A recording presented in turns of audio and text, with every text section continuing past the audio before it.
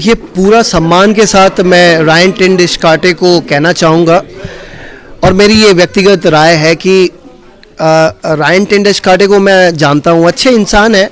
क्योंकि केकेआर में मैं था उनके साथ जब हम लोग खेल रहे थे, 4 साल मैं था तो वहाँ पे थे वो। इंसान अच्छे हैं, नेदरलैंड्स के लिए खेलते थे।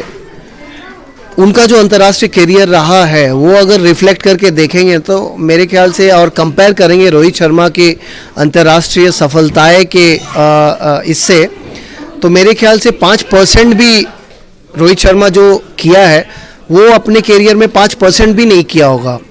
तो इस तरह की बयान देना जब आप टीम के साथ जुड़े हो बतौर एक स्टाफ, ये शोभा नहीं देता है। इससे क्या होता है, एक मैसेज जाता है जब प्लेयर सुनता है या पढ़ता है कि भाई हमारा कोच ही इस तरह की बात कर रही है, तो कहीं ना कहीं थोड़ा सा डिमोरलाइज हो जाता है बंदा, चाहे वो कितने बड़े भी खिलाड़ी हो या ना हो। क्योंकि रोहित को हम लोग सब जानते हैं, जोवियल नेचर के हैं, जेनरस लड़के हैं, अच्छा बंदा है अंदर से। तो मेरे ख्याल से इस स्टेटमेंट के पहले तक रायन के साथ तो अच्छा ही उसका होगा, उसको तो नाराज कभी किया भी नहीं होगा अपने व्यवहार से। एंगल भी तो ये है, तो मेरे ख्याल से नहीं देना चाहिए था और इस पे मैं समर्थन नहीं करूंगा क्योंकि ये बचकाना स्टेटमेंट है। वो कभी कभी प्रेशर में, मीडिया के प्रेशर में बोलना शायद मतलब नहीं चाह रहा होगा, लेकिन बोल दिया होगा, लेकिन बोलना नहीं चाहिए था।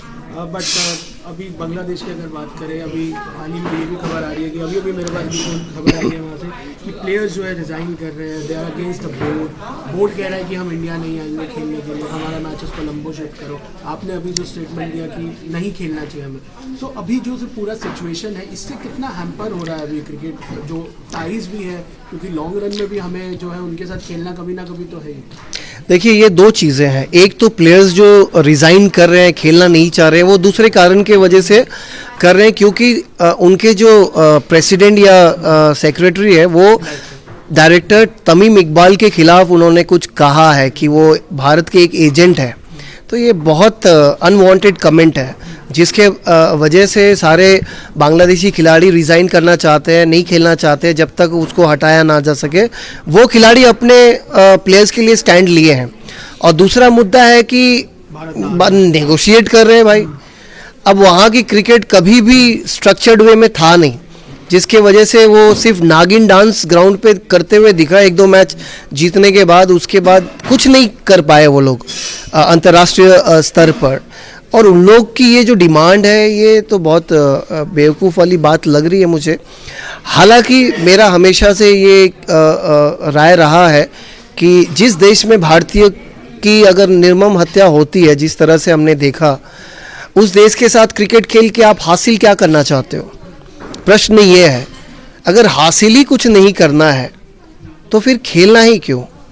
हमारी किसी भी भारतीय की प्राण, चाहे किसी भी इंसान की जो प्राण है, वो क्या खेल कूद से ज़्यादा है?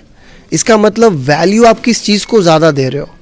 तो इस पे थोड़ा विचार करके जो पद अधिकारी लोग हैं उनको एक नियम निकालना चाहिए या कोई भी तरकीब निकाले जिससे पाकिस्तान और बांग्लादेश हमारे देश के साथ ना खेले मैचेस।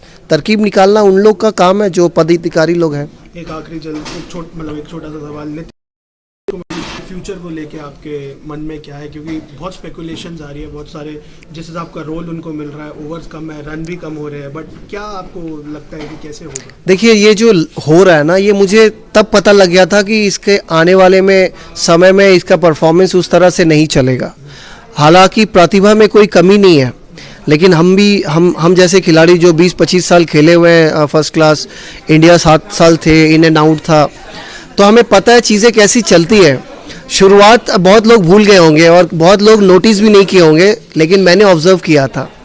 उसका डाउनफॉल तभी शुरू हुआ था जब उसने शतक बनाया था मेलबर्न ग्राउंड में। अब पूछो कैसे हुआ? ऐसे कि शतक बनाने के बाद ऐसा जश्न जब टेस्ट मैच चल रही थी, जहाँ पे हमने देखा हमारे लेजेंड्स, हम बहुत उनको मानते हैं, सुनील सर, ऐसा मौका हो गया कि उनके पिताजी होटल तक पहुँच गए जिस होटल में प्लेयर्स रहते हैं।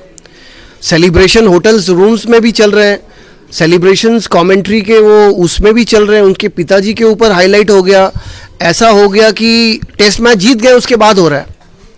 तो ये जो अनवांटेड सेलिब्रेशन जो थी, वो उसका जो होता है ना, बहुत सारे खिलाड़ी माइंडसेट पे इफेक्ट इफेक्ट करता है, और ये अलाउ होना नहीं चाहिए था उस समय पे। हालांकि किसी ने पूछा नहीं तो मैंने बताया नहीं। एंटी करप्शन वाले लोग क्या कर रहे थे? एंटी करप्शन वाले लोग के ऊपर नजर होना चाहिए, चाहे परिवार के सदस्य हो चाहे कोई भी हो। जब आईपीएल होती है तो आप अलाउ नहीं करते हो, आप वेरीफाई करते हो, आप सब कुछ करते हो। तो ये सेलिब्रेशन ऐसा हुआ, उसके बाद मैं तो अपना जो ऑब्जर्वेशन था, मुझे पता था कि अब डाउनफॉल होना ही है। उसके बाद से आप परफॉर्मेंस टेस्ट क्रिकेट में निकाल लो उस बंदे का, एक मैच भी कंट्रीब्यूट नहीं किया। जिस तरह से उन्होंने शतक बनाया, ऐसा लगा कि भाई एक मिल गया ऑलराउंडर अपने देश को। इतना अच्छा खेला वो लड़का। लेकिन उसके बाद टेस्ट मैच चल रहा है, वो टेस्ट मैच हम लोग हारे, शायद हम लोग जीते नहीं, हम लोग हारे वो, लेकिन उसका सेलिब्रेशन हो गया था मेन पॉइंट। वहां से उसकी जो डाउनफॉल शुरू हुई है तो बच्चा एक टाइम के बाद आता है ना, तो है तो बच्चा, लेकिन वही है, अब जो सक्सेस को सही तरीके से हैंडल करे तभी उसका ग्राफ आगे बढ़ेगा। अब प्रश्न ये है कि हाँ, कि इसमें प्रतिभा है जो आगे लेके जा सकता है इस लड़के को, है फिर से रिविजिट करना पड़ेगा, फिर से रिविजिट करना पड़ेगा इनकी काबिलियत को किस तरह से चैनलाइज करके उसको आप सही जगह पे दिशा दिखा सकते हैं।